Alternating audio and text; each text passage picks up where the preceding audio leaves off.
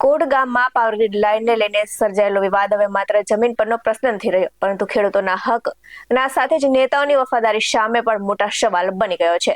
તો એક બાજુ પોલીસના કડક બંદોબસ્ત વચ્ચે કંપની દ્વારા કામગીરી આગળ ધપાવવામાં આવી રહી છે, તો બીજી તરફ પોતાના હક માટે લડી રહેલા ખેડૂતોની અટકાયતથી સમગ્ર પંથકમાં ભારે રોષ ફેલાયો છે. તો સૌથી મોટો પ્રશ્ન તો એ ઉભો થાય કે એક સમયે ખેડૂતોની વેદના પર આંસુ વહાવનારા અને ગોળી ખાવાની વાતો કરનારા નેતાઓ આખરે આજે કેમ મૌન છે? નમસ્કાર દર્શક મિત્રો, BS9 TV ન્યૂઝમાં આપની સાથે હું છું નેહા પટેલ. સુરેન્દ્રનગર જિલ્લાના કોંઢ ગામમાં હાલ પરિસ્થિતિ ધગધગતા અગ્નિકુંડ જેવી બની ગઈ છે. તો પાવર ગ્રીડ લાઇનને લઈને ખેડૂતો અને તંત્ર આમને સામને આવી ગયું છે. તો પોલીસના જોરે ખેડૂતોની જમીનમાં ઘૂસ્યા, વાડીના ગેટના તાળા તોડવાના આક્ષેપ અને 200 થી વધુ ખેડૂતોની અટકાયત. આ બધાની વચ્ચે સૌથી મોટો સવાલ એ છે કે આખા વિવાદમાં સૌથી વધુ ચર્ચા અને આક્રોશ એક સમયે ખેડૂતોના મસીહા ગણાતા નેતા રાજુ કરપડા સામે જોવા મળી રહી છે.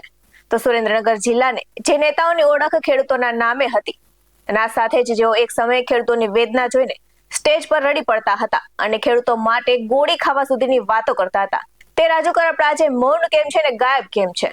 તો ખેડૂતોના જોરે પોતાનું રાજકીય ગદ મોટું કરીને અંતે શાસક પક્ષનો ખેસ ધારણ કરનાર આ નેતાઓ હવે પોતાના જ અન્નદાતા પર થઈ રહેલા દમન સામે એક પણ શબ્દ બોલવા તૈયાર કેમ નથી?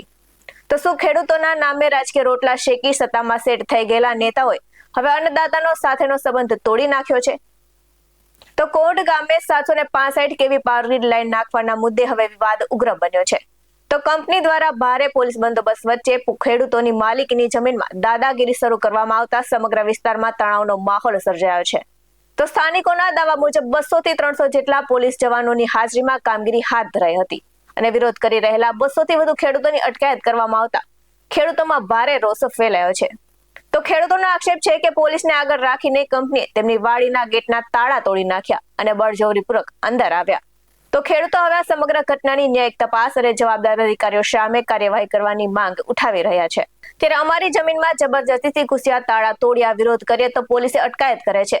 તો શું ખેડૂતોને પોતાના હક માટે બોલવાનો પણ અધિકાર નથી? ત્યારે કોટ ગામના ખેડૂતોમાં ચર્ચા છે કે એક સમયે ખેડૂતોના મસીહા ગણાતા નેતાઓ આજે ક્યાં ગયા? તો રાજુ કરપડા જેવા નેતા સામે ખેડૂતોમાં ભારે નારાજગી જોવા મળી રહી છે અને ખેડૂતોમાં ચર્ચા છે કે ખેડૂતોના આંદોલનથી રાજકીય ઓળખ ઉભી કરનાર આ નેતા હવે સત્તાની નજીક પહોંચતા જ પોતાના જ અન્નદાતાઓથી દૂર થઈ ગયા છે કે શું? જ્યારે મત માંગવા હતા ત્યારે ખેડૂતોના ઘરે ઘરે આવતા હતા અને આજે ખેડૂતો પર દમન થઈ રહ્યો છે તો કેમ દેખાતા નથી? હાલ તો કોટ ગામમાં પોલીસના જોરે પાવર ગ્રીડની કામગીરી આગળ વધી રહી છે, પરંતુ ખેડૂતોમાં ઉકળતો આક્રોશ ગમે ત્યારે મોટું આંદોલન સર્જી શકે તેવી સ્થિતિ સર્જાઈ રહી છે. હવે જોવાનું એ રહેશે કે સરકાર ખેડૂતોની વેદના સાંભળે છે કે પછી દમનના રસ્તે જ આગળ વધે છે. તો કોટ ગામનો આ વિવાદ હવે માત્ર એક ગામનો પ્રશ્ન નથી રહ્યો, પરંતુ ખેડૂતોના અધિકાર સામે સત્તાના બળનો પ્રશ્ન બની ગયો છે. તો એક તરફ ખેડૂતો ન્યાયની માંગ કરી રહ્યા છે, તો બીજી તરફ તેમના નામે રાજકારણ કરનાર નેતાઓનું મૌન અનેક સવાલો ઉભા કરી રહ્યું છે. આ સાથે જ નજર કરી અટકાયત સમયે ખેડૂતો શું કહી રહ્યા હતા તેમના પર. જોઈ લ્યો, આ પ્રશાસન જોઈ લ્યો, આ કંપનીવાળાના ફેવરમાં જો, કંપનીવાળા હાટું થઈને જ કાયદા કાનૂન છે આમના બધા. ખેડૂને બધાને આતંકવાદી સમજે આવડા. જોઈ લ્યો આ બધા કાફલો, આ કંપનીવાળા હાટું જ છે આ બધું. આ ખાખી બધા કંપનીવાળાના ફ્લેવરમાં છે, ખેડૂને આતંકવાદી સમજે આવડા. અને આ જો આ ચૂંટણી પછીનું આ બધું જો, આ પ્રશાસન જો, આ કાફલો જોઈ લ્યો. ખેડૂને કોઈને એના ખેતરે નથી જવા દેતા, વાડીએ નથી જવા દેતા. કંપનીવાળા કે એમ અમને કરવાનું છે, કારણ કે આમના પગાર કંપનીવાળા ભરે. આમની આ બધા પ્રશાસનની જીવિકા કંપનીવાળામાંથી હાલે.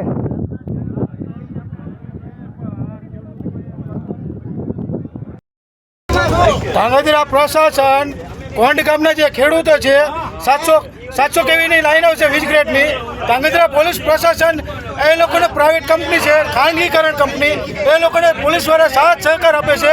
અને અમારા કોણને જે ખેડૂત કાયદેસર એમના હિતની લડાઈ લડે છે, એ લડાઈમાં મોકૂફ રાખવામાં આવે, આ લોકોને કાયદેસર હેરાસ કરવામાં આવે છે, બળજબરી પાટા મારે છે પોલીસવાળા, પાછળથી ઘણું દબાવે છે. અને અમારા 200 થી 300 ખેડૂતને પોલીસવાળાએ ડિટેન કર્યા છે અંદરથી. અને નો કરવાની કરે છે તાનાશાહી. આ લોકશાહી છે, કોઈ તાનાશાહી નથી, આ કોઈ અંગ્રેજોનું શાસન નથી, એવું વર્તમાન કરે છે. જો આ પોલીસવાળા છે અહીંયા બધા ભારે જોડે છે, બધા અમને ગાડીમાં ઉપાડ્યા છે પોલીસવાળાએ. અત્યારે હાલ અમે અહીંયા ભાઈ નારીચેણા વિસ્તાર લાગે છે, ધાંગધ્રા પોલીસ સ્ટેશનમાં લઈ જાય છે અમને. એટલે જેથી કરીને ખેડૂત એકતા જિંદાબાદ. ખેડૂતો બધા જાગવાની જરૂર છે અને જ્યાં સુધી તમે ખેડૂતો નહીં જાગો ત્યાં સુધી તમારા ઉપર આવો અન્યાય થશે. એટલે જેથી કરીને ખેડૂતો બધા જાગજો. હડપાલસિંહ છે કોણના પૂર્વ સરપંચ, એમને પણ જો અંદર લીધા છે પોલીસ પ્રશાસન આયા હાલમાં. કારણ કે આ લોકોની એટલી તાનાશાહી છે. એ લોકો માત્ર ને માત્ર કંપની જોડે સંકળાયેલા છે, કંપનીનો વહીવટ કરે છે, કંપનીના પૈસા ત્યાં બધું કહેવાથી ચાલે છે. કારણ કે આ પોલીસ જે છે એ પબ્લિકના પૈસાના ટેક્સમાંથી એમને પગાર મળે છે. એ કોઈ વસ્તુ થતી નથી.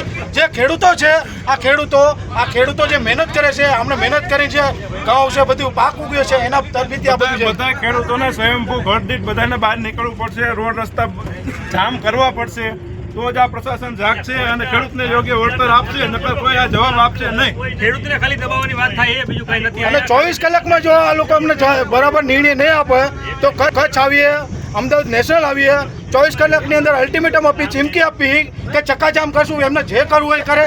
એમની લાઠી દંડા પોલીસથી અમે કોઈથી બિયાવા નથી. એમની જેટલી ખટારી હોય ગાંધીનગરની અંદર, એમના ગૃહમંત્રીની અંદર બધી લાવી. અમને કોઈ વાંધો નથી, અમે કોઈથી બિયાવાના પણ નથી.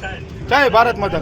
આવા જ વધુ અહેવાલ સાથે ફરી મળતા રહીશું. તમે અમારી યુટ્યુબ ચેનલને સબસ્ક્રાઇબ કરવાનું અને અમને ફેસબુક અને ઇન્સ્ટાગ્રામ પર ફોલો કરવાનું ભૂલશો નહીં. બાકી નવી અપડેટ્સ મેળવવા માટે આપ જોતા રહો BS9 TV ન્યૂઝ. નમસ્કાર.